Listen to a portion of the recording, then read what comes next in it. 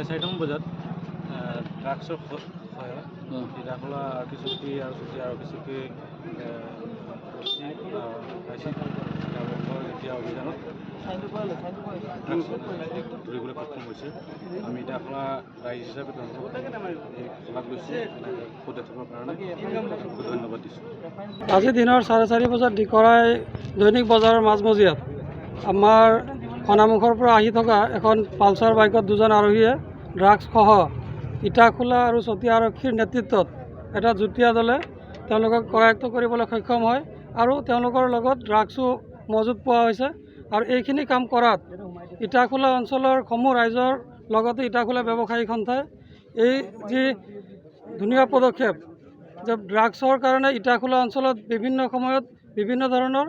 আমি খবৰ পাই থাকোঁ যে ড্ৰাগছ ধৰি থাকে আৰু আজি সকলোৰে সন্মুখতে ড্ৰাগছ ধৰিবলৈ সক্ষম হোৱাৰ বাবে আমি ইটাখোলা অঞ্চলৰ নাগৰিক হিচাপে তথা ব্যৱসায়িক সন্থাৰ তৰফৰ পৰা আমি চতিয়া আৰক্ষী চকীৰ অচি ছাৰ আৰু ইটাখোলা আৰক্ষী চকীৰ ভাৰপ্ৰাপ্ত বিষয়া মহোদয়ক আমি ধন্যবাদ জ্ঞাপন কৰিছোঁ।